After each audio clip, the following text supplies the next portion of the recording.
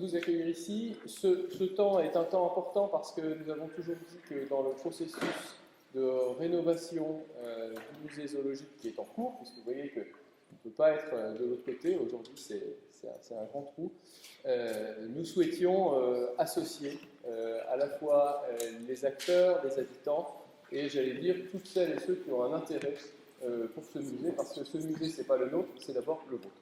Et donc c'est la raison du temps de ce soir. Donc moi je ne vais pas en dire plus à ce stade-là, parce qu'on est vraiment ici pour voilà, écouter les résultats de cette enquête, en discuter avec vous, donc on interviendra au moment des échanges, et je cède immédiatement la parole à Anne Isler, adjointe aux arts et à la culture à la ville de Strasbourg, que je suis ravi, très chère Anne, d'accueillir ici, dans cet institut physique. Moi, je suis bien contente aussi. On a cheminé, c'était un vrai labyrinthe pour arriver jusqu'ici. Mais pour moi aussi, parce qu'on n'a pas donné le bon lieu. On y est arrivé. Donc, merci Mathieu. Donc, comme vous le savez, c'est le musée zoologique, c'est vraiment un binôme entre l'université et la ville de Strasbourg, puisque le bâtiment appartient à l'université et les collections à la ville de Strasbourg. Donc, on est ravis du coup de cette collaboration et de ce partenariat vraiment très intense, dont les représentants ici sont Samuel Cordier, conservateur du musée zoologique, et on accueille Christelle Ledeliou, directrice adjointe du Jardin des Sciences, et qui représente aujourd'hui Sébastien Soubiran. Mais un petit mot d'accueil aussi peut-être pour Madame Elisabeth Lang, l'ancienne directrice, je ne la vois plus du coup, ah oui là-bas, ancienne directrice du musée zoologique il y a longtemps, enfin il y a un petit peu de temps on va dire. Hein. Merci à vous pour votre présence et pour l'intérêt que vous continuez à porter à ce musée bien sûr, et merci à vous tous d'être là pour cette restitution. Et sans plus attendre aussi, je passe effectivement la parole de façon à ce que puisse vous être exposé la démarche. Donc Samuel, si tu veux bien en dire un mot. Et ensuite, eh bien, on va vous présenter les résultats de l'enquête qui s'est produite auprès de vous. Voilà. Merci. On commence directement par la présentation du projet et après donc la restitution de la première phase de l'ensemble de la démarche va vous être présenté. Alors le projet de rénovation du musée zoologique, vraiment de manière très succincte, je pense que vous avez peut-être déjà assisté à des présentations, on le refait. La transformation du bâtiment est complète. Au départ, l'idée c'était d'avoir un musée qui soit aux normes en termes d'accueil et d'accessibilité et aux normes de sécurité. Ensuite, l'idée, c'est de refondre complètement le parcours muséographique à l'intérieur de ce musée, tout en présentant de nombreuses collections, puisque les collections du musée zoologique de Strasbourg, vous le savez, sont parmi les plus importantes de France dans le domaine. Elles représentent la biodiversité mondiale, aussi bien que régionale, et l'ensemble des familles de vertébrés, notamment. Le parcours s'articule en plusieurs parties, une partie d'exposition permanente et une partie d'exposition semi-permanente. J'appuie là, voilà. Donc vous avez la façade, vous voyez qu'elle n'a pas beaucoup bougé. Dans le projet de rénovation, la seule modification que vous aurez, ce sont les 3 ouvertures au milieu des portes pour faire rentrer plus de lumière sur cet espace qui va s'appeler l'atrium de la biodiversité. Vous voyez cette baleine suspendue qui va être en cours de montage dans la deuxième partie de l'année. Voilà. Quelques dates, le musée a fermé ses portes en septembre 2019. Nous avons déménagé les collections entre mai et octobre 2021. Le début du chantier de rénovation à proprement parler, c'était en novembre 2021. Et la remise des clés aux équipes en juin 2024. Donc pour que ça soit plus clair, la maîtrise d'ouvrage est assurée par l'université, donc l'ensemble des travaux dans le bâtiment. Et la date qui est tenue, c'est que le 30 juin, l'ensemble des travaux dans le bâtiment soient terminés et que nous, on puisse commencer à installer les collections, les mobiliers et l'ensemble des dispositifs.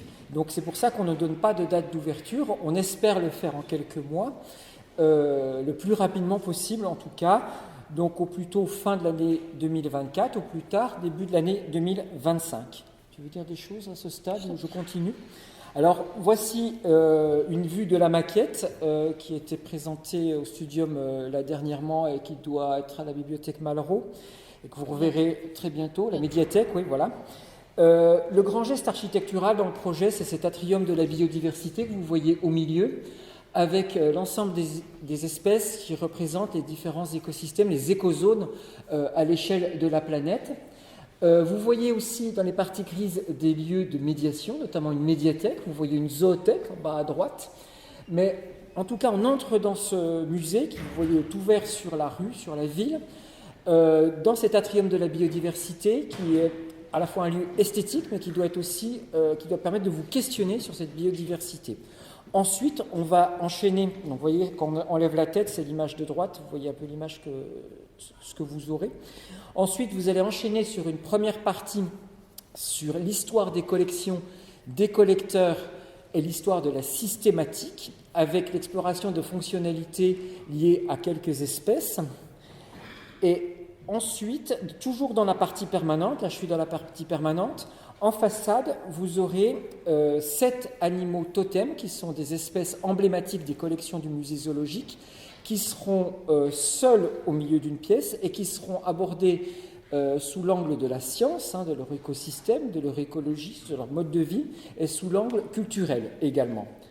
Après, on va enchaîner par 3 espaces semi-permanents. Ça, c'était une idée forte de Sébastien et Marie-Dominique Vandamer qui ont rédigé le PC du musée zoologique. 3 expositions semi-permanentes, donc ils sont amenés à se renouveler tous les 3 ans pour rester en prise avec l'actualité scientifique et renouveler régulièrement ces espaces. Donc on a un écosystème local qui est le Rhin supérieur, que je vous présente ici, avec cette grande maquette et ce grand diorama qu'on appelle un cyclorama, puisqu'il va évoluer au fil des saisons. Un deuxième écosystème qui est sur la partie droite de l'image, qui est lié aux océans, avec un focus sur la baie de Sagami, puisque c'est là qu'était un ancien conservateur d'Oderlein et qu'il a collecté et ramené de nombreuses espèces. Et un troisième écosystème un peu plus spécifique, qui est la nature en laboratoire, sur lesquels seront abordées les thématiques liées aux moustiques et à l'abeille, et aux interactions. Alors, tout ce qu'on peut faire en matière de génétique, aussi, ce sont des insectes qui peuvent être vecteurs, donc qui ont un lien, une forte interaction aussi avec des phénomènes de société. Quoi qu'il en soit, de manière globale, la transformation, on passe d'un musée réserve un peu de collection aligné selon la systématique et les différents environnements, à un musée de société. L'ambition, c'est vraiment d'aborder ces thématiques, puisque les collections, le lieu, sont un outil vraiment intéressant, très solide pour aborder les thématiques liées à l'anthropocène notamment et au réchauffement climatique. Et le partenariat étroit avec le Jardin des sciences de l'Université de Strasbourg aussi nous permet d'envisager un projet qui fait un continuum entre la production de connaissances, les collections et les publics. Et c'est ce point plus particulièrement qu'on parle ce soir. Voilà. Merci. Je prends le relais rapidement avant la présentation des résultats. L'idée, c'est que je puisse moi aussi parler de programmation. On s'est réparti la parole comme ça, même si au final, ça reste une collaboration aussi entre les 2 structures, ville, université, musée et jardin des sciences. Une programmation d'un musée, en fait, ça le fait vivre, ça le fait en fait attirer des nouveaux publics et diversifier ces publics avec les enjeux du musée qui ont été donnés, comment informer, sensibiliser, amener le débat, permettre en fait les échanges. Le jardin des sciences, en fait, il a effectivement... il est situé c'est un service de l'université, donc il est connecté au monde de la recherche et c'est certainement sa force. Cette programmation, ça sera une intersection évidemment entre nos 2 structures, que ce soit les musées de la ville ou le jardin des sciences et notamment tout ce quartier qui est en train de se refaire et vous avez certainement vu le planétarium qui ouvrira bientôt. Donc comment en fait ces programmations s'interconnectent et se croisent. Mais l'intérêt, et je finirai par ça pour vraiment aller tout de suite dans le sujet, c'était que les 2 structures avaient très envie de lancer cette démarche participative, en tout cas le souhaitaient, et d'où l'idée aussi en intersection d'aller sur les attentes des publics, d'où le lancement de cette enquête et de cette démarche participative. Et donc je vais m'arrêter là pour que rapidement on puisse glisser vers justement les résultats de l'enquête et les questions-réponses qu'on aura à la fin. Voilà, merci. Merci beaucoup à tous les trois, à tous les quatre, pour votre mot introductif. Est-ce que vous m'entendez suffisamment, même en haut? Oui, c'est tout bon, la voix porte, super. Et merci beaucoup pour ces éléments qui permettent justement de donner le contexte de ce musée pour lequel prend place cette démarche participative pour laquelle vous êtes là aujourd'hui. Et je vous remercie d'avoir réussi à venir, malgré le contexte et les circonstances, jusqu'à cet amphithéâtre Weiss. J'avais juste peut-être une question avant de rentrer dans le détail de la démarche. Combien parmi vous, si vous pouvez lever la main, si ça ne vous embête pas, ont effectivement participé au questionnaire, à la première étape de cette démarche? Ok, 1, 2, 3, 4, 5, 6, 7, 8, 9, 10. Ok, merci beaucoup. Alors, je vais maintenant rentrer dans le vif du sujet, à savoir cette démarche en elle-même. Tout d'abord, il y a une chose, je pense, qui est assez fondamentale à préciser d'emblée, c'est en fait sur quoi porte la participation. Sur quoi, justement, est-ce que on vous sollicite, on vous mobilise, on vous invite à participer.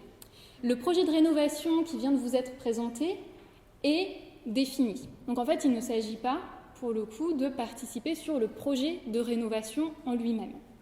De même, les expositions à la réouverture du musée, là aussi, qui viennent de vous être présentées, ne font pas partie du champ de la participation.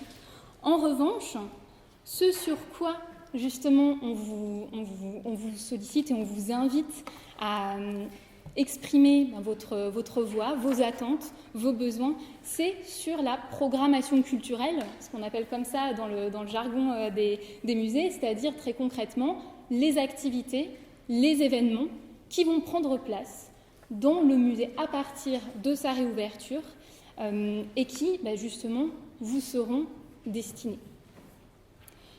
Alors, pourquoi participer? Il y a plusieurs, finalement, niveaux de participation au sein de cette démarche afin que chacun aussi, selon ses envies, selon sa disponibilité, puisse s'engager à des degrés divers. La toute première chose, c'est effectivement, bien que le musée soit fermé, pouvoir continuer, comme on fait ce soir, à garder un lien avec vous et à vous informer de ce qui se passe au sein du musée, mais aussi de se projeter ensemble sur la suite. Donc c'est effectivement pouvoir vous informer, pouvoir pour vous bien en savoir plus sur le musée zoologique, sur son projet de programmation. C'est également pouvoir vous exprimer, comme vous avez pu d'ores et déjà, pour certains d'entre vous, le faire par l'intermédiaire du questionnaire. Et il y aura dans la suite de cette démarche d'autres voies que nous allons justement vous présenter ce soir. Vous exprimer, c'est-à-dire concrètement, faire part de vos attentes, faire part de vos habitudes, faire part également de vos centres d'intérêt, de vos préférences. Tout cela, en restant sur le champ que je définissais tout à l'heure, c'est-à-dire tout cela sur la question des futurs événements et activités du musée. Et puis, vous impliquer, donc là on va encore un grade d'implication finalement supplémentaire, c'est-à-dire cette possibilité de prendre part à la réflexion avec les équipes du musée, des musées, puisque ça peut-être que, je ne sais plus si on l'a précisé, on parle parfois des musées. Par exemple, pour ma part, je suis effectivement chargée de médiation et de projets culturels pour les musées de la ville de Strasbourg, parce que je ne sais pas si c'est clair pour tout le monde, mais en fait, les musées de la ville de Strasbourg sont un réseau de 10 établissements au sein duquel on trouve le musée zoologique qui a cette, comme vous l'avez compris avec cette intervention initiale, qui a cette co-tutelle entre la ville de Strasbourg et l'université. Ça, c'était peut-être, pour clarifier, je ne sais pas si c'était tout à fait limpide pour tout le monde. Et donc, effectivement, prendre part à la réflexion avec les équipes du musée sur se poser la question comment faire à partir de la réouverture du musée, justement, non seulement pour la réouverture, mais à partir de la réouverture, pour continuer à associer les habitantes et habitants à cette programmation culturelle Et là-dessus, ça peut paraître peut-être un peu flou et un peu vague formulé de cette façon, mais justement, on va y revenir en toute fin de présentation pour vous annoncer la suite et préciser, clarifier un petit peu ces choses. Et effectivement, ces différents objectifs reprennent aussi finalement des degrés d'engagement, de participation, ce qu'on appelle la participation citoyenne. Et ça, je ne sais pas si vous en avez entendu parler, mais effectivement, à Strasbourg, on a au niveau de la ville, on a ce pacte pour la démocratie locale dans lequel on a ces droits qui sont très clairement énoncés, qui sont ces droits à la participation et ces droits finalement à l'information, à la consultation, à la concertation et à la co-construction avec justement ces possibilités d'engagement graduel. Et alors, concrètement, comment participer ? On est alors on parle de ce grand mot de démarche participative. En fait, il recoupe 3 grandes étapes qui vont se dérouler, qui ont commencé à se dérouler à partir de l'année 2022 et qui vont se dérouler jusqu'en 2024. La première étape, c'est celle qui nous réunit ce soir, puisqu'elle est terminée, et donc on en a justement la restitution ce soir, c'est une enquête. Donc, une dizaine d'entre vous y ont effectivement participé, qui a eu lieu à l'automne 2022 et qui consistait à consulter de façon la plus large possible les habitants de Strasbourg et qui a recueilli 666 réponses. Et là, je ne vais pas m'étendre davantage puisque Cindy rentrera dans les détails juste après. Cindy Lebas, qui est donc en charge justement de cette étude. Et je lui passe la parole dans quelques instants, après avoir annoncé les 2 autres phases.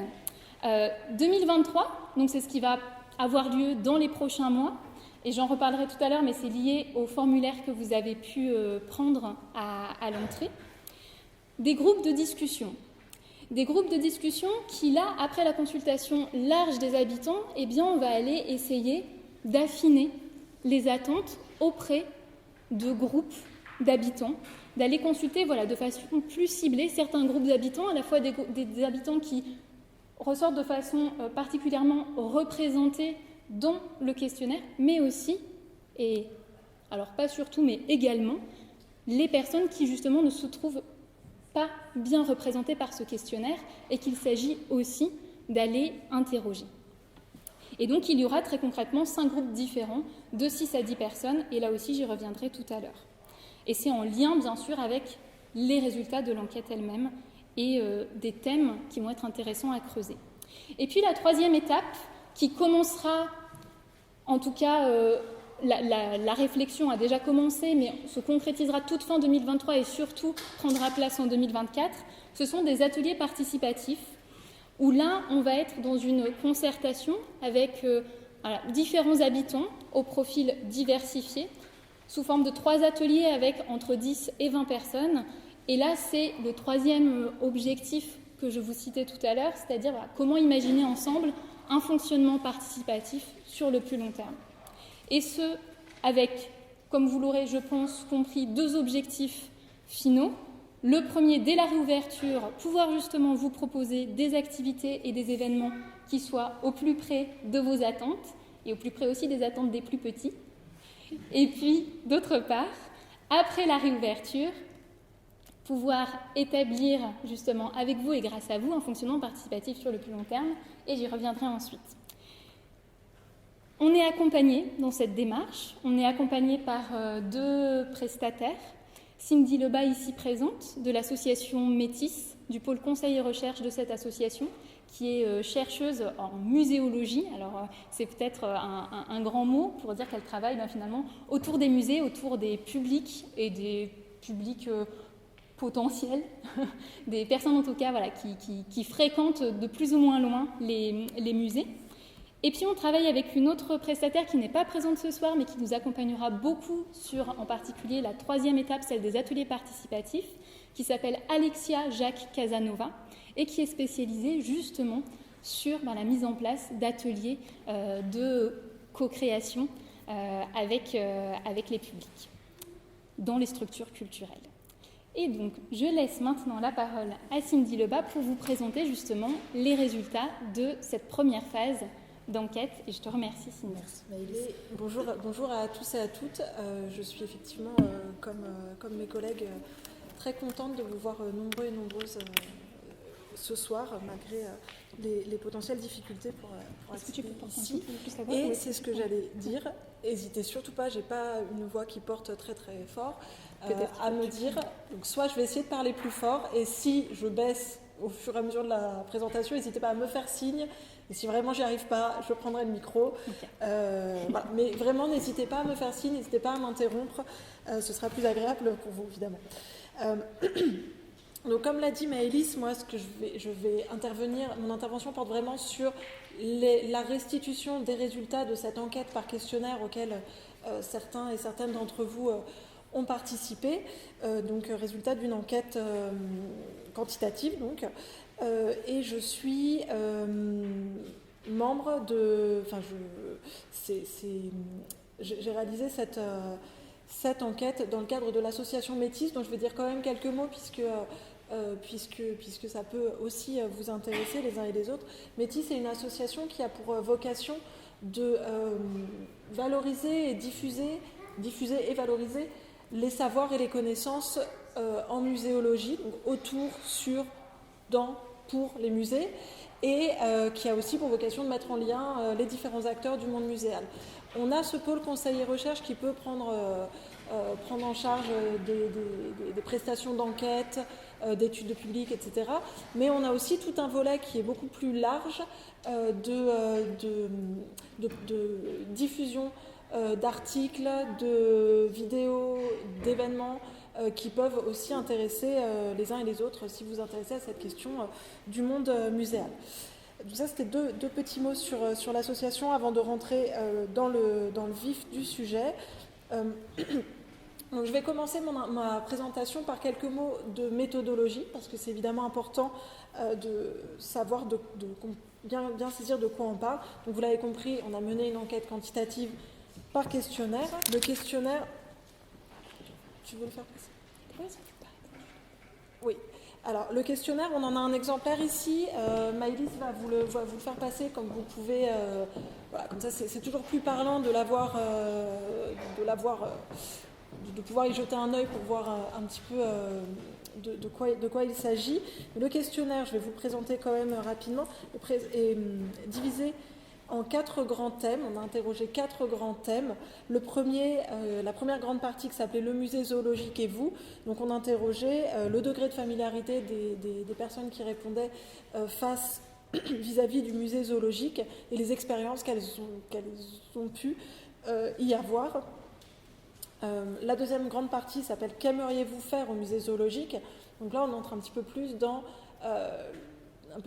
l'expérience concrète que les personnes aimeraient, imagineraient vivre au sein du musée zoologique. Donc des questions qui portaient plus sur les attentes, tant en termes de contenu que de modalités de visite ou de format d'activité. La troisième partie s'appelle « Comment vous tenir informé ?» Et là, on est dans encore quelque chose de très concret sur la manière dont les personnes qui ont répondu à ce questionnaire ont accès aux informations sur le musée zoologique et ses activités et sur le type d'informations qu'elles vont rechercher. On a du coup dans cette partie un focus un petit peu particulier sur les réseaux sociaux numériques, qui sont aussi un point évidemment très important. Et enfin une dernière partie qui s'appelle « Pour mieux vous connaître », qui sert à dresser le portrait des enquêtés, des personnes qui ont répondu à l'enquête en recueillant des données, ce qu'on appelle des données sociodémographiques classiques, comme l'âge, merci, tout simplement l'âge, le métier, la catégorie socio-professionnelle, le lieu d'habitation, etc. Et on a aussi une petite partie qui nous permettait de cerner la familiarité, si les personnes étaient très habituées des musées ou moins. Donc ça, c'est aussi un point qui est important dans notre démarche pour avoir justement cette diversité de profils. On a fait ce questionnaire, on a fait cette enquête par 2 biais. En face à face, je ne sais pas si certains d'entre vous voilà, les uns et les autres, si vous avez plutôt été approchés en face à face ou en ligne. En face à face, on a été, donc l'équipe du musée zoologique, des musées de la ville de Strasbourg, du Jardin des Sciences et moi-même, on a été mobilisés pour aller dans la rue, dans différents lieux de la ville de Strasbourg, pour faire passer des questionnaires en direct, ce qui nous a permis de recueillir 55 questionnaires et une diffusion qui a été beaucoup plus large, beaucoup plus conséquente en ligne par des canaux multiples, qui a permis le recueil de 611 questionnaires, portant au total le nombre de répondants à 666. Ça me semble aussi important de présenter le panel, donc tous les répondants à ce questionnaire. Donc sur les 666 réponses, on a pu voir que notre panel était finalement en accord avec les objectifs de l'enquête, puisque un des enjeux de cette enquête, c'était d'interroger les habitants. Et on voit effectivement que l'enquête a permis de recueillir que parmi les répondants à l'enquête, 80% sont issus de l'Eurométropole. Un autre enjeu de l'enquête, c'était, ou en tout cas un autre point important pour le musée zoologique et dans cette enquête en particulier, c'était le rapport aux familles, aux enfants, à l'enfance, on y reviendra, et on voit que 38% du panel déclarent avoir un ou plusieurs enfants à charge, donc c'est aussi un point important dont on est assez satisfait. Et le panel est aussi représentatif des visiteurs de musées, avec un public majoritairement féminin, enfin des répondants majoritairement féminins, donc 76% qui se déclarent répondants féminins. La tranche d'âge la plus représentée est celle des 35-49 ans, avec des CSP plutôt élevés, comme le graphique ici nous montre qu'on a 37%, donc la majorité des répondants sont, pas la majorité, pardon, mais la catégorie la plus représentée est celle des cadres et des professions intellectuelles supérieures, donc ce qui correspond au profil qu'on connaît classiquement des visiteurs de musée. Sur le graphique que vous avez ici, vous avez justement cette répartition géographique sur laquelle on voit une représentation forte des habitants de l'Eurométropole de Strasbourg et surtout des voisins du musée. Donc c'était aussi un point important. Je vais rentrer maintenant dans la présentation des résultats de l'enquête à proprement parler, que je vais vous présenter en 3 parties. La première étant consacrée à l'attachement particulier qui existe entre le musée et ses habitants.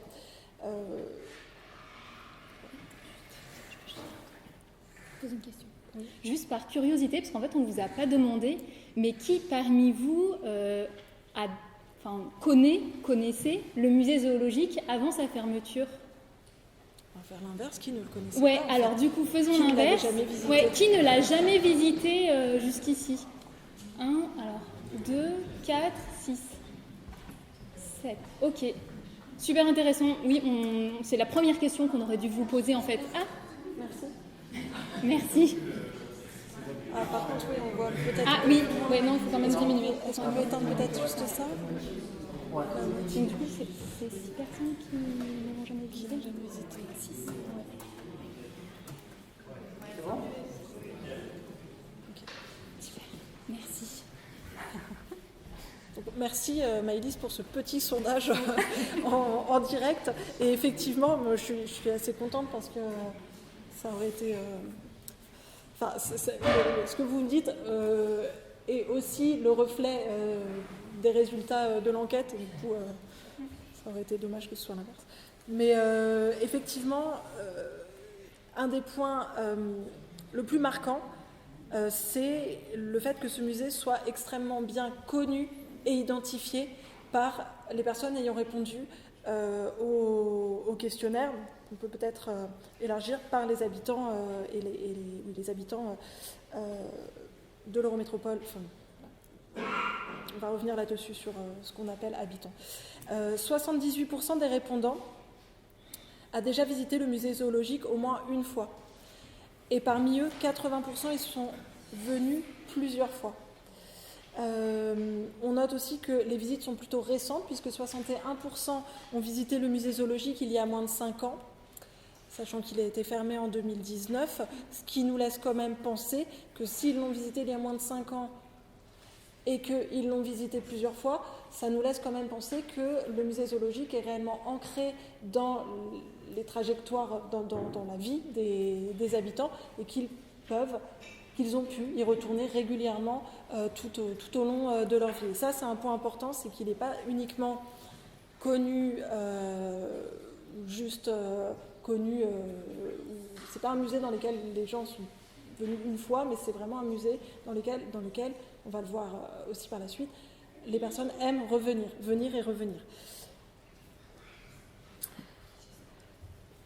Ce qu'on remarque aussi, c'est un lien de proximité. Donc c'est pour ça que je disais qu'on allait revenir sur ce terme habitant. Ce qu'on voit, c'est que le musée zoologique est réellement connu et fréquenté par les résidents de proximité, entendu à échelle départementale. On voit que les personnes qui ont le plus, qui connaissent le mieux le musée zoologique sont les résidents du Bas-Rhin.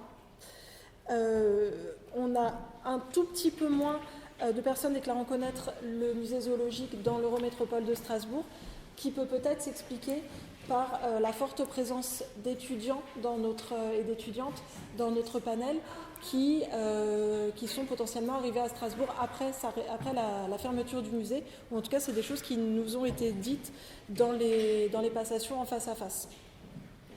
Mais voilà, on a quand même ce lien de proximité qui se confirme dans l'enquête.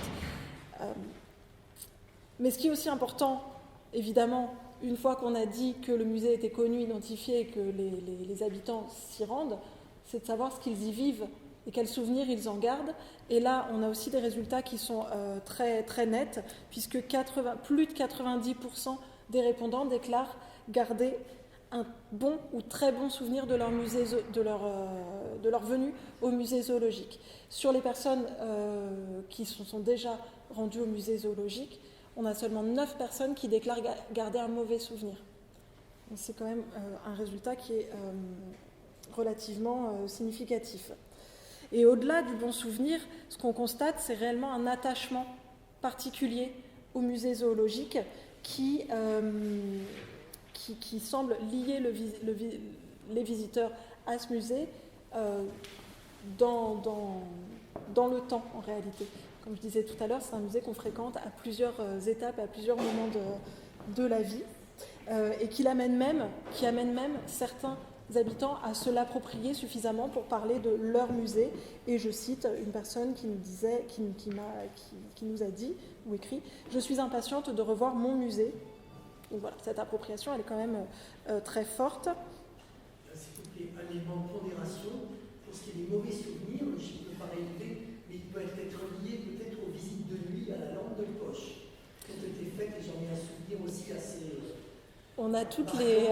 De nuit, avec des plaisantins, évidemment, qui imitaient les animaux et autres. D'accord. Mais ça n'est pas... Donc un côté un petit peu... un côté un peu effrayant et voilà, on y reviendra parce que c'est aussi quelque chose qui revient effectivement. Donc merci.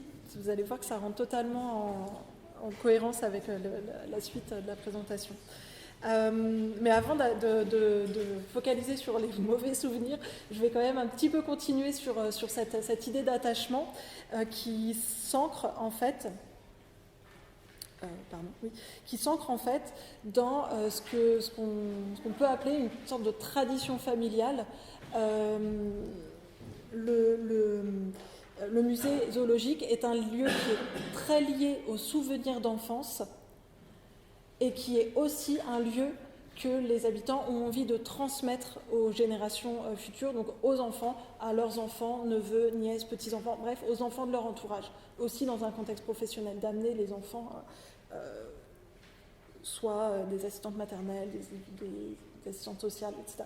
Donc il y a vraiment l'idée de transmission d'un lieu familier qui est extrêmement importante. Et je vous ai mis ici quelques citations, je vais peut-être en lire une ou deux. Ma fille adore ce musée depuis toute petite. C'était pour nous un rituel de venir régulièrement voir ce musée pour découvrir, se faire peur, s'extasier, etc. Et une autre, juste pour vous lire à l'oral. Ce musée est associé à mon enfance et j'y revenais avec plaisir comme adulte. J'ai vraiment hâte de pouvoir y retourner. Donc il y a une attente aussi liée à ce musée qui fait partie de la vie, en fait, des habitants, de l'histoire personnelle des habitants. Et comme je l'ai dit, c'est un lieu intergénérationnel aussi, puisque c'est un lieu fréquenté dans l'enfance et où on a aussi envie d'amener ses enfants ou les enfants de son entourage, mais c'est aussi un lieu intergénérationnel, puisque c'est un lieu de rencontre intergénérationnelle, puisque vous voyez ici, sur ce petit graphique, que les activités sont investies de manière à peu près équivalente par toutes les tranches d'âge, à l'exception des conférences qui sont largement plus investies par les personnes de plus de 65 ans, mais sinon pour le reste des activités, donc les visites scolaires, les simples visites, les ateliers, etc., c'est à peu près homogène, sachant que faut faire très je prends la catégorie des 12-18 ans avec beaucoup de précautions, puisqu'on n'avait que 6 personnes de cette tranche d'âge, 12-18 ans, qui ont répondu au questionnaire, donc les pourcentages ne sont pas vraiment tout à fait représentatifs. L'enquête s'est aussi beaucoup interrogée sur les représentations liées au musée zoologique. Et là, ce qui je trouve intéressant, c'est de voir l'ambivalence qui existe dans les représentations. J'y reviendrai. Un lieu, et donc j'ai appelé cette partie un lieu à la fois magique et vieillot. Donc il y a ces deux, c'est parfois assez polarisé, ces deux types d'imaginaires qui sont associés à ce musée. Ce qui est sûr, c'est que le thème du vieux est extrêmement présent dans les réponses et notamment dans les mots associés spontanément au musée zoologique. C'est un mot qui ressort, enfin un thème, un champ lexical qui ressort très très nettement, mais il est tantôt associé à quelque chose de positif et tantôt associé à quelque chose de négatif. Dans les perceptions négatives, l'aspect vieillissant, notamment de la scénographie, est jugé par une certaine partie des répondants comme regrettable, au vu de la richesse des collections qui, elle, est par contre assez unanimement soulignée et reconnue. Mais du coup, il y a une déception face à une scénographie jugée vieillotte. Je reprends des termes qui sont ceux des répondants jugés vieillottes. Les animaux, cet aspect vieux et peu attractif est aussi très lié aux collections, aux spécimens et aux animaux empaillés. Alors pareil, c'est les termes que je reprends des répondants, puisque le terme animaux empaillés revient extrêmement souvent et extrêmement lié au musée zoologique et souvent, les animaux sont souvent perçus comme poussiéreux et vétustes, donc par extension les collections. C'est aussi un lieu qui est qui est régulièrement perçu comme effrayant. Donc, ça fait tout à fait écho à votre commentaire. Effrayant pour deux raisons essentiellement. Une peur liée aux spécimens exposés, mais c'est des témoignages qui sont quand même quasiment, qui sont exclusivement liés à l'enfance. Soit des souvenirs d'enfance, soit des souvenirs de peur d'enfance, soit par exemple une personne qui était venue avec sa fille et donc le témoignage de sa fille qui avait été effrayée par rapport à certains spécimens. Et donc je vais vous citer une personne qui me disait, qui écrivait, qui a écrit dans ce questionnaire: âgée de 5 à 7 ans, arrivée dans la salle présentant le lion, j'ai fait demi-tour, prise d'une peur panique que l'animal me saute dessus. Donc, il y a cet aspect effrayant, mais qui est vraiment qui concerne les enfants. Par contre, il y a aussi un autre élément qui contribue à cette ambiance effrayante, ou en tout cas lugubre, encore une fois je reprends des termes des répondants, c'est l'éclairage. L'éclairage est vraiment, joue un rôle important dans la construction de cette ambiance, cette atmosphère donc sombre. Il y a même une personne qui nous parlait d'ambiance Halloween. Donc, voilà.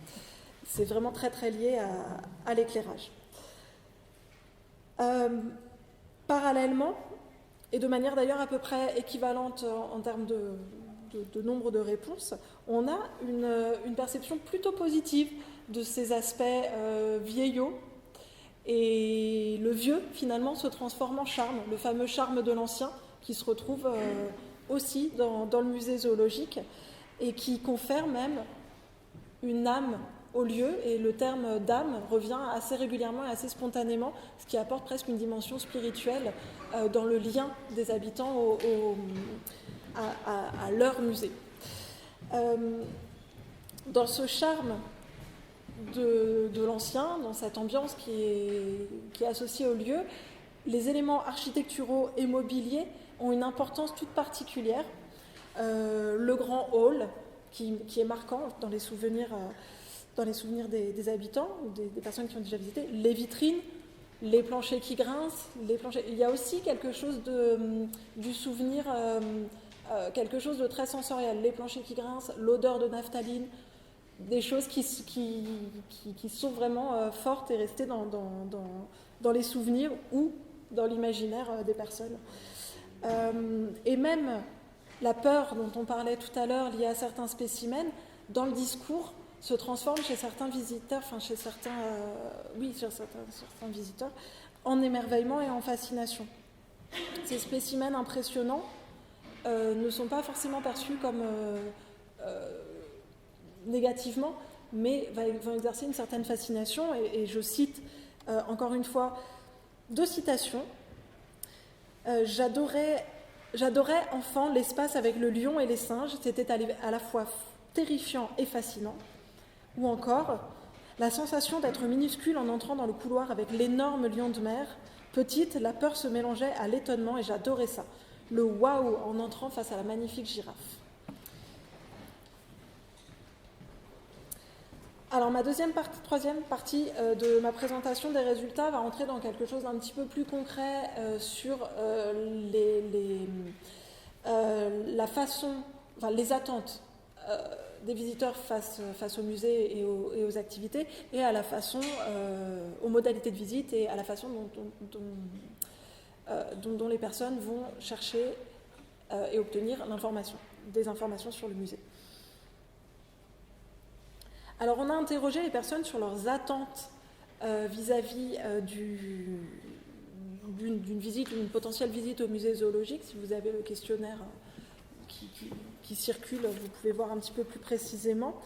Donc là, vous avez présenté les différentes attentes qui sont, pour raison de place sur le graphique, un petit peu tronquées. Mais ce qu'on voit et ce qui est intéressant, c'est que on voit que les répondants sont ouverts et intéressés par plusieurs possibilités, plusieurs types d'attentes, et que, à l'exception de connaître et expérimenter les savoirs naturalistes, à l'exception de celle-là, les attentes semblent assez bien réparties. Je reviendrai sur cette question de pourquoi cette catégorie connaître et expérimenter les savoirs naturalistes se détache. J'y reviendrai juste après. On a aussi interrogé le questionnaire a aussi interrogé les attentes en termes de format de visite, de format d'activité. Donc, on a interrogé, par rapport à des ateliers, à des visites libres, à des visites avec des médiateurs, à des visites des coulisses, etc. Donc on voit aussi que se détachent peut-être deux grandes catégories. Alors déjà, ce qu'on voit, c'est que les visites des coulisses sont largement plus plébiscitées que les autres types de format d'activité, et que à l'inverse, les ateliers philo, ateliers de dessin, ateliers artistiques et créatifs, sont largement moins plébiscités. Donc on pourrait penser que les ateliers, globalement, sont moins recherchés, moins attendus, mais par contre, on voit quand même que les ateliers scientifiques, qui se situent à peu près là, au milieu du graphique, sont plus sollicités. Ce qui nous laisse à penser que peut-être l'intérêt se porte plus sur les disciplines liées au musée zoologique, donc les disciplines scientifiques, ce qui va du coup dans ce qui conforte ce qu'on percevait déjà ici, connaître et expérimenter les savoirs naturalistes. Donc l'intérêt semble se porter sur les savoirs naturalistes, les disciplines qui sont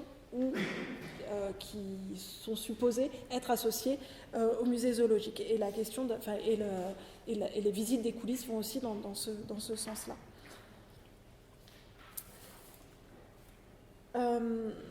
Sur les canaux vraiment de recherche de l'information, on a aussi des choses qui se détachent de manière assez importante. Ce qu'on voit déjà, c'est qu'on a expliqué tout à l'heure qu'il y avait une double tutelle du musée zoologique entre la ville de Strasbourg et l'université, mais pourtant dans la perception des habitants, il semble que le musée zoologique soit davantage relié au musée de la ville de Strasbourg qu'au jardin des sciences de l'université, puisqu'il semble moins naturel, en tout cas pour les personnes, d'utiliser des canaux d'information liés au jardin des sciences pour s'informer sur l'actualité du musée zoologique.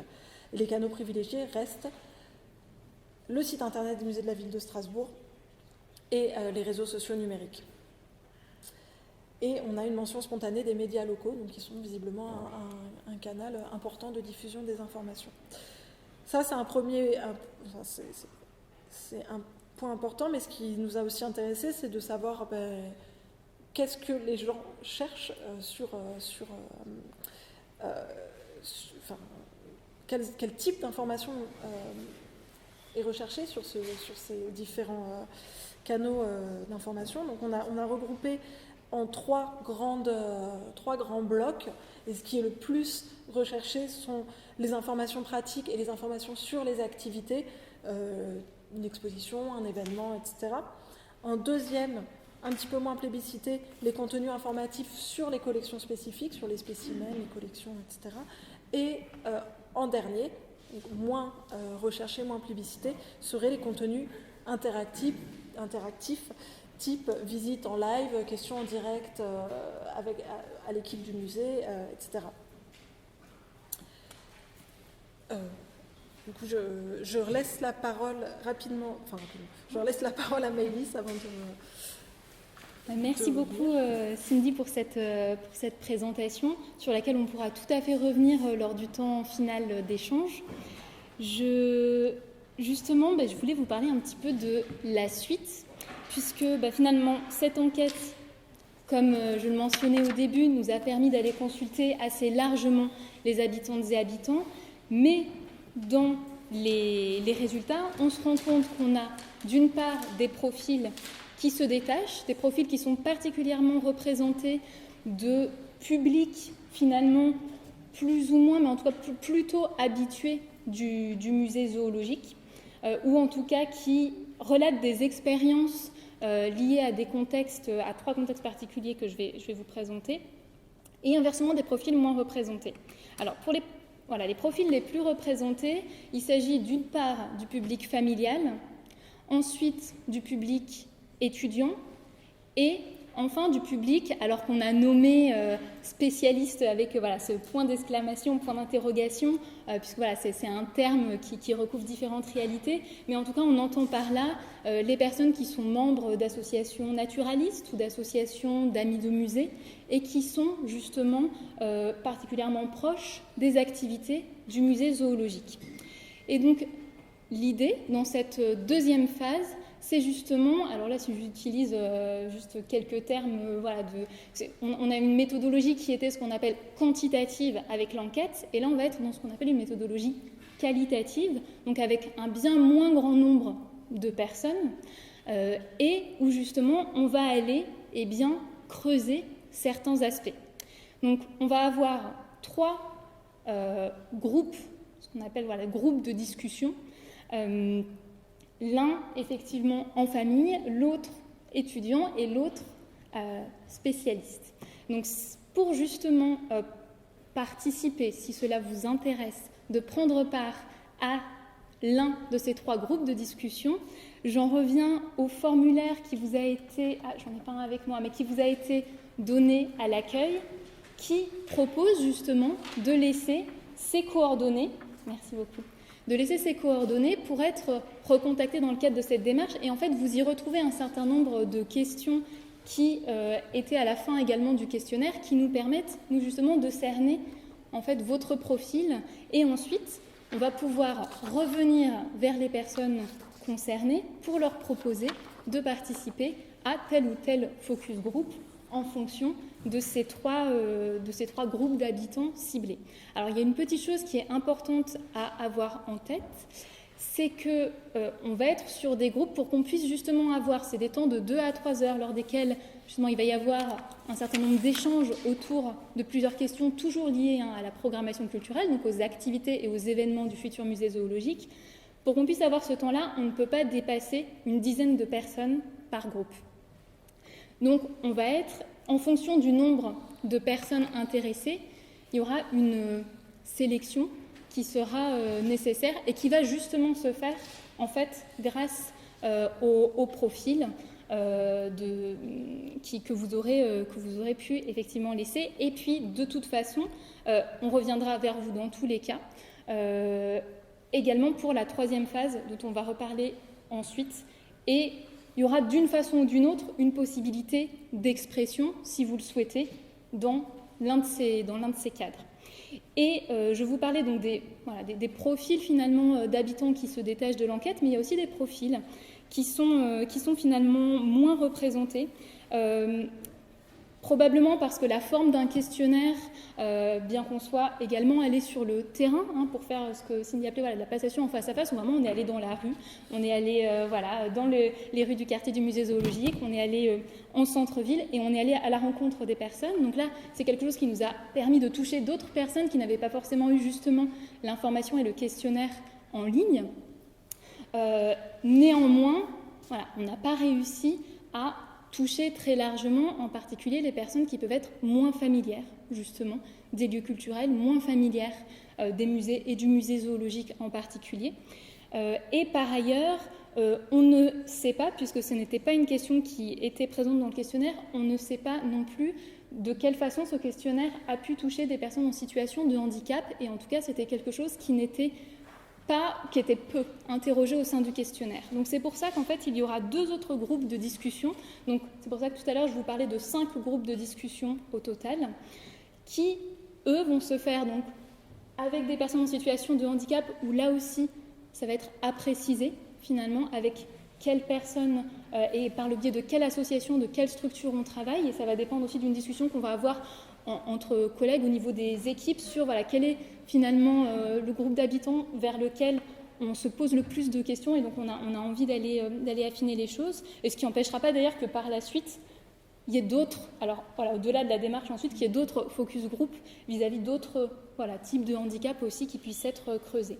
Et par ailleurs, pour les habitants les moins familiers des musées, le choix est de mettre la focale sur finalement le quartier, c'est-à-dire de se dire en fait, il y a des personnes qui sont voisines du musée zoologique, mais qui ne le connaissent pas forcément, qui ne connaissent même parfois pas forcément son existence. Et du coup, là, d'aller passer par des associations de voisins, des associations de quartier, des centres socioculturels également, pour aller, pour le coup, directement à la rencontre de ces personnes. Parce qu'on sait, on l'a compris via le questionnaire, que ce ne sont pas des personnes qui sont là ce soir, que ce ne sont pas des personnes non plus qui rempliront spontanément un formulaire. Et donc là, du coup, ça se fera en partenariat avec certaines structures et associations du quartier. Voilà pour cette étape donc, des groupes de discussion. Et concernant le contenu, Concernant le contenu, effectivement, on va repartir des résultats de l'enquête, c'est-à-dire des thèmes, des questionnements et des attentes qui apparaissent et où on se dit il y a peut-être des choses à aller creuser, à aller affiner. Et là où je voulais peut-être aussi clarifier les choses sur ce qu'on entend par groupe de discussion et ce que je vous présentais au début, c'est-à-dire où se situe le niveau d'engagement de la part du public et qu'est-ce que les équipes vont en faire ensuite. Parce que ça, je pense que c'est vraiment important pour vous aussi à avoir en tête finalement pourquoi est-ce qu'on vous sollicite, pourquoi est-ce que vous vous exprimez et qu'est-ce qu'on en fait ensuite.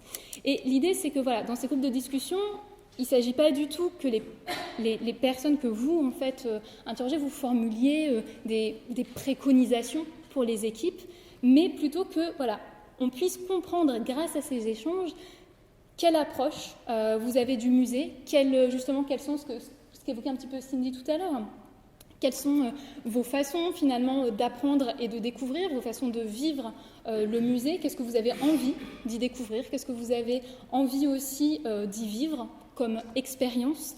Et en fait, c'est toute cette matière qui ensuite va permettre aux équipes d'élaborer des propositions adaptées d'activités et d'événements. J'ai pas passé la slide suivante au sein du musée. Et comme vous le comprenez, avec ces groupes de discussion qui visent différents groupes d'habitants pour tous les publics, et même j'utilise le terme de public, mais c'est plus largement finalement qui correspond à chacun, à tous les habitants, en tout cas dans leur diversité, et ça c'est quelque chose auquel nous tenons beaucoup au sein de cette démarche de participation citoyenne. Donc très concrètement, je vous l'ai évoqué, il s'agira d'un temps d'échange de 2 à 3 heures. Alors on a noté à des autres dates et horaires correspondant à vos disponibilités, puisque effectivement ça nous paraît important que les dates et horaires correspondent aux disponibilités qui ne sont pas les mêmes pour les familles, qui ne sont pas les mêmes pour les étudiants et pour les différentes personnes. C'est pour ça que dans le formulaire, vous avez la possibilité de préciser les dates et horaires de disponibilité. Et donc, ce sera Cindy qui animera ces groupes de discussion en présence de membres de l'équipe et notamment de la personne aussi qui est d'ailleurs présente ce soir et qui sera en charge de la mise en place de ces activités et de ces événements pour le musée zoologique. Donc, le formulaire, comme je vous le précisais, et donc pour terminer, même si c'est un petit peu plus loin dans le temps, là on est plutôt sur fin 2023-2024, mais c'était l'occasion aussi ce soir de vous en faire part puisque le formulaire vous permet de vous inscrire, de manifester votre intérêt pour les groupes de discussion d'une part et pour les ateliers participatifs d'autre part. On va vous en dire un petit mot et surtout vous montrer qu'en fait on se pose vraiment des questions au fur et à mesure de cette démarche et que cette démarche vise à être complètement à l'écoute au fur et à mesure de la démarche et de ne pas avoir de notre côté d'a priori ou d'idées prédéterminées sur comment ça va fonctionner par la suite. Et je relaisse la parole à Cindy là-dessus. Merci.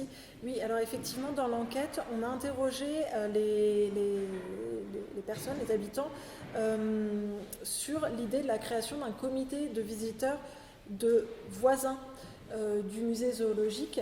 Et en fait, les réponses à cette question, je vais vous les présenter rapidement ici. Elles ont aussi nourri notre réflexion et même fait avancer, fait bouger notre positionnement sur la suite de cette démarche participative. Puisqu'en fait, on s'est rendu compte, en posant la question aux habitants, la question suivante, je la lis parce que c'est important pour bien comprendre, d'avoir l'intitulé exact. Trouveriez-vous intéressant que les habitants, et en particulier les voisins du musée, puissent s'impliquer dans un club au comité de visiteurs ? En fait, on s'est rendu compte que 56% des répondants sont sceptiques, voire défavorables, face à l'idée de la création d'un comité de visiteurs voisins. Évidemment, ça nous a évidemment fait réfléchir, et en analysant un petit peu plus les raisons, on se rend compte que ce scepticisme s'exprime beaucoup face au choix exclusif des voisins, puisque on observe et on perçoit une certaine peut-être frustration de personnes qui ne sont pas voisins mais qui sont particulièrement intéressées, impliquées ou non, mais en tout cas intéressées par le musée zoologique, de ne pas pouvoir participer à ce comité. Donc le critère géographique est largement remis en cause et finalement ce qui est proposé, c'est plus de prendre la motivation ou l'envie de s'impliquer comme critère de sélection. Ce qu'on observe aussi, ce qui est clairement exprimé, c'est la question de la légitimité des membres de ce comité, puisque les personnes donc qui expriment ce scepticisme, expriment leur confiance envers les professionnels et les experts, avec cette expression qui revient souvent dans les commentaires, laissez faire les professionnels, c'est eux qui savent le mieux. Donc on observe aussi finalement, ça nous fait finalement nous rendre compte qu'il y a aussi des choses à faire bouger et qu'il y a aussi une incompréhension et certains flous un certain flou qui entoure les objectifs, les modalités et les objectifs de cette démarche, des objectifs qui sont explicitement jugés flous et pas compris par certains répondants qui nous disent très clairement je ne comprends pas à quoi sert cette démarche ou ce comité, c'est pas la démarche, je ne comprends pas à quoi ça servirait, etc. Donc soit jugé clairement flou et incompréhensible, soit mal interprété. Donc il y a vraiment aussi un travail de repositionnement à faire de notre côté. Mais on a quand même 43% des visiteurs qui se répondent, des répondants qui se déclarent favorables à la création de ce comité de visiteurs voisins. Et c'est aussi important d'entendre, même s'ils sont légèrement minoritaires, les points qui sont jugés positifs. Donc c'est la confrontation de points de vue et l'initiation d'un dialogue constructif qui sont attendus. On observe aussi l'envie de contribuer concrètement à l'amélioration du musée sur des problématiques d'accueil, d'offres culturelles, de médiation, de contribuer vraiment concrètement. Et pour certaines personnes y voient aussi, c'est c'est minoritaire, mais c'est ressorti aussi, certaines personnes y voient une opportunité pour continuer à apprendre et découvrir des choses sur le musée, sur ses collections, sur son fonctionnement et sur son propos scientifique. Et donc, c'est vrai que à partir de là, c'est ce que je disais précédemment, c'est qu'on tient vraiment à être à l'écoute au fur et à mesure de cette démarche. Et donc, on accepte effectivement de remettre en question l'idée qu'on avait initialement. Cette idée de se dire, pour que justement par la suite on ait un fonctionnement participatif de la programmation culturelle qui se poursuive, l'idée d'un comité de visiteurs n'est peut-être pas la bonne, l'idée d'un périmètre des voisins n'est peut-être pas le bon. Et justement, plutôt que, comme on l'avait envisagé initialement, les ateliers participatifs portent sur la co-construction d'un événement pour la réouverture du musée qui aurait peut-être risqué que finalement toute cette démarche s'arrête net à la réouverture, on va justement, lors de ces ateliers, lors de 3 ateliers d'une demi-journée, vous associer en tout cas les personnes qui le souhaitent. Et là, on va vraiment veiller à avoir une diversité de profils représentés afin que justement la diversité des voix aussi des habitants puisse s'exprimer. Et justement, de définir avec vous, de réinterroger ce que j'appelais un fonctionnement participatif du musée de la programmation culturelle du musée sur le plus long terme, c'est-à-dire de se poser cette question avec vous: comment est-ce qu'on pourrait associer au mieux les habitantes et habitants à la programmation des événements et des activités du musée? Finalement, qui, dans quel cadre, à quel sujet exactement, sous quelle forme, à quelle fréquence? Et donc en fait, pendant les ateliers, l'idée ça va être d'inventer, d'imaginer des formats et d'en faire ensuite plusieurs propositions qui pourront être soumises aux équipes du musée. Et une de ces propositions sera effectivement retenue, expérimentée à partir de la réouverture du musée et ensuite évaluée pour voir si effectivement cette proposition qu'on souhaite fonctionnelle, pour voir si on remplit effectivement les objectifs qu'on se donne. Alors, on vous a mis juste, pour que ça soit un peu plus concret, quelques exemples. Il s'agit simplement d'exemples, mais pour se dire qu'en fait, ça peut prendre plein de formes différentes.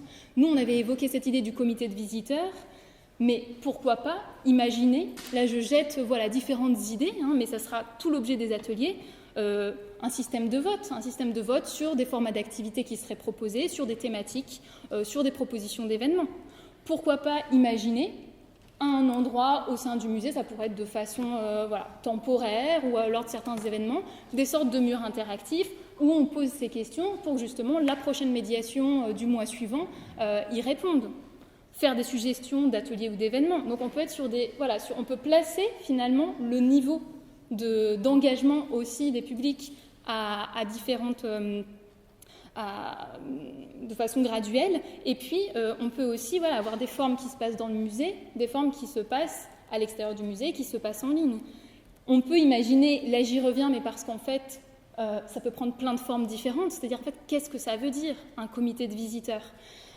Ça peut être un comité de visiteurs, justement, comme on le disait, très diversifié, avec un panel d'habitants très différents, mais ça peut être aussi plusieurs comités de visiteurs qui correspondent justement, comme on le mentionnait précédemment, à des profils d'habitants particuliers. Le rôle de ce comité, qu'est-ce qu'il pourrait être ? Est-ce que c'est un comité qui viendrait tester certains outils ou certaines activités de médiation ? Est-ce que c'est un comité qui aurait plus un rôle de conseil et qui du coup donnerait son avis pour, par exemple, certains temps forts de la programmation parmi des propositions qui seraient faites par les équipes du musée ? Ou est-ce que ce serait même une sorte de club qui organiserait, je ne sais pas, par exemple, un rendez-vous trimestriel ou un rendez-vous par an qui serait véritablement co-construit avec ce groupe d'habitants. En fait, point d'interrogation. C'est-à-dire qu'il s'agira vraiment de construire cela ensemble pendant ces ateliers. Et là, je vous ai mis différents exemples de choses qui peuvent exister ici ou là, mais d'autres formats sont probablement à inventer, surtout des formats qui soient propres aux habitants et à leur lien à ce musée zoologique. Donc très concrètement, ce seront, je vous l'ai dit, 3 ateliers d'une demi-journée qui aboutiront à un événement de restitution lors duquel les participants pourront justement présenter leurs propositions. Et là aussi, de même, en fait, c'est le même formulaire qui vous permet de cocher ce pourquoi vous êtes intéressé, pour les groupes de discussion cités précédemment et ou pour ces ateliers participatifs, avec toujours cette vigilance que je me permets de vous partager, c'est-à-dire que ce n'est pas un formulaire d'inscription, c'est un formulaire par lequel vous manifestez votre intérêt et ensuite, là aussi, comme je vous le disais, on sera sur l'idéal d'avoir le plus de voix possible représentées et donc, selon le nombre de candidatures, il pourra y avoir effectivement une sélection des personnes participant à ces ateliers. Je pense qu'on a fait à peu près le tour. Effectivement. Donc, on va vous remercier beaucoup pour votre attention. On se tient à votre disposition pour répondre aux questions, on et l'ensemble des équipes présentes, à votre disposition pour répondre à vos questions, vos étonnements. Alors, on va être interrompu d'ici 5 minutes parce qu'il va falloir qu'on évacue le bâtiment qui ferme à 20h, mais on a quand même le temps, je pense, de prendre déjà peut-être une question, deux questions. Une question et est-ce qu'on vous précise que le rapport sera disponible? Effectivement, le rapport complet et détaillé sera mis en ligne à la page de la participation citoyenne qui est dédiée à la démarche participative du musée zoologique.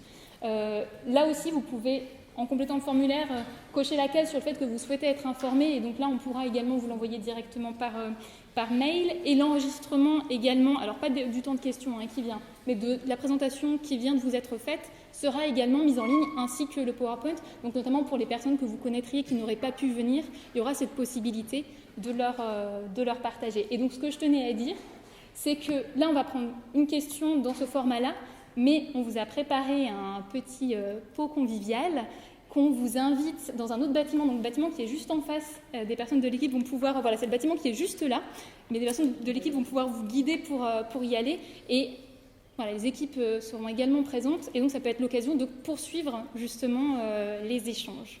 Voilà, merci beaucoup.